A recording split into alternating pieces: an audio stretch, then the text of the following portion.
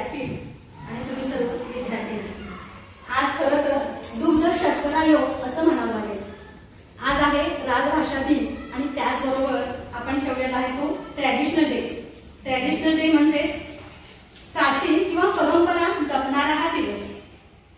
म्हणजे पहा आपली भारतीय संस्कृती जी आहे ती किती महान आहे। राजभाषा दिन भाषा आणि संस्कृती याचा अतिशय जवळचा संबंध आहे आणि त्याचबरोबर पेहरावाला म्हणजे संस्कृती म्हणजे वेशभूषा, केशभूषा, पेहराव, आचार, विचार आणि त्याचबरोबर भाषा सुद्धा येते।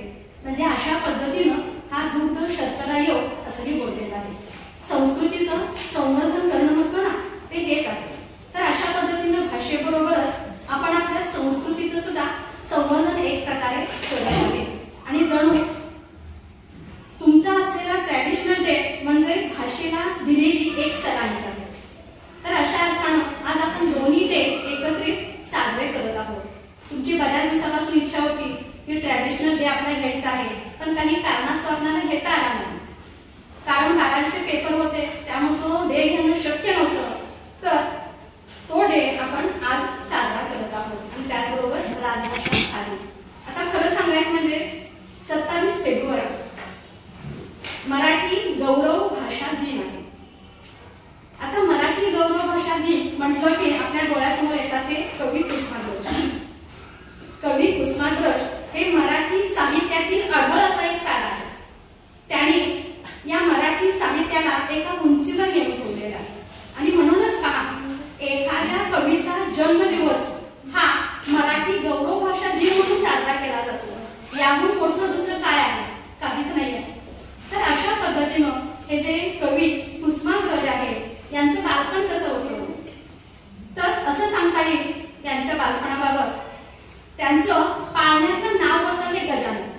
पहा त्यांचं नाव पाळण्यातील गजानन नाव होतं। गजानन हे नाव होतं, पण जेव्हा ते 5 वर्षाचे होते तेव्हा त्यांच्या चुलत नात्यामध्ये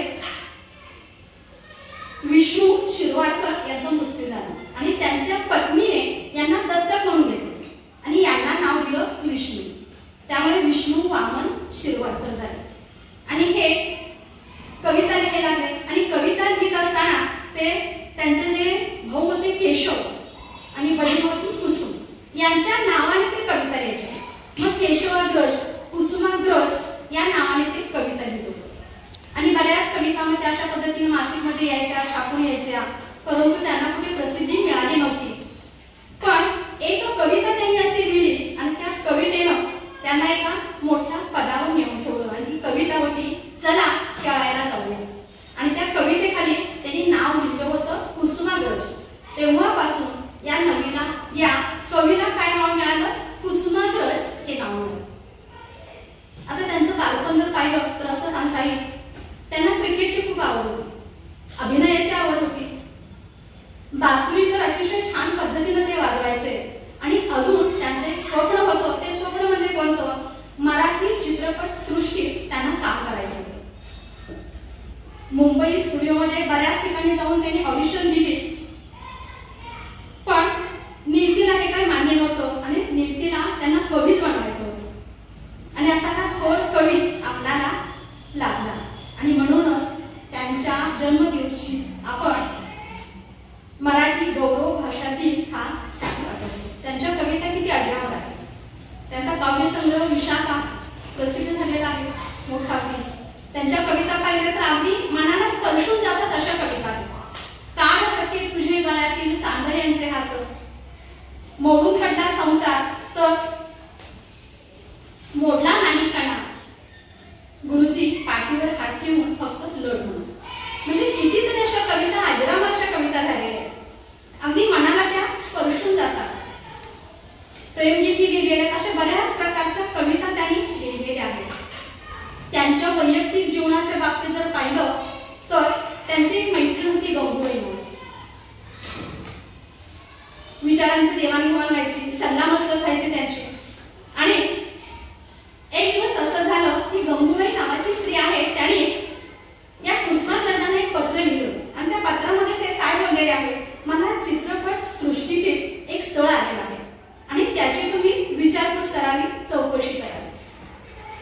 मदर म्हणजे बरं ठीक आहे. आणि त्यांनी पण त्यांना पत्र लिहिलं, तुम्ही जे सांगितलेले जे स्थळ आहे ते मला योग्य असं वाटत नाही. मी त्याची चौकशी केली, शहानिशा केलेली आहे, पण मी तुम्हाला एक दुसरं स्थळ सुचवत आहे. पहा, तुम्हाला ते कसं वाटतंय पहा, आणि त्याच्याबद्दल तुमचं मत अवश्य मला सांगा. आणि ते स्थळ आहे, स्वतःचं खाली नाव घेतात, वि.वा. शिरवाडकर. ते स्थळ कोण आहे तर मीच आहे. म्हणजे स्वतःसाठी त्यांनी अशा पद्धतीनं ते प्रपोज केलं होतं. म्हणजे पहा, त्यांचे छोटे छोटे किस्से जे आहेत ना ते अगदी मनाला किती भावतात. म्हणजे कवी कलागुण संपन्न असे हे कवी आहेत. आणि याच कवीला स्मृतीला एक आदरांजली या उद्देशानं मराठी भाषा जो आहे त्याला एक सलामी म्हणा, मी कविता एक छोटीशी लिहिलेली आहे. गौरव मराठीचा. आमची माय मराठी इथल्या कणा कणात वसते. आमची माय मराठी इथल्या कणा कणात वसते. ठेवा लौकिक मायेचा बोली भाषा आमची सांगते.